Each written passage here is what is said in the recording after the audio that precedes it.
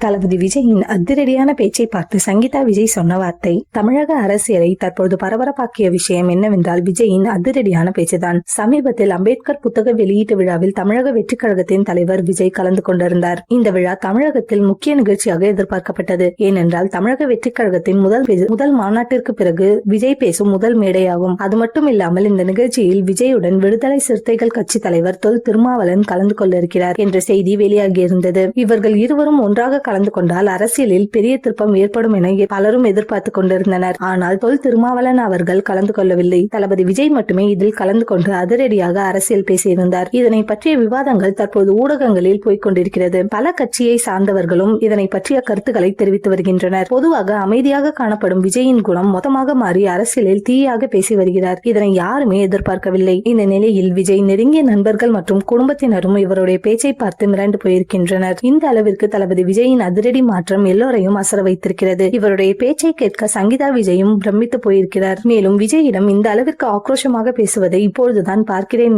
எனவும் சொல்லியிருப்பதாக தகவல்கள் வெளிவருகின்றது. தளபதி விஜயின் அரசியல் மாற்றத்தை பார்த்து குடும்பத்தினர் திகைத்து பேசி வருகின்றனர். இந்த விழாவில் மத்திய அரசையும் மாநில அரசையும் நேரடியாகவே தாக்கி பேசியிருந்தார். இனி எல்லா அரசியல் மேடைகளிலும் விஜயின் பேச்சு தெரியாக இருக்கும் என எதிர்பார்க்கலாம்.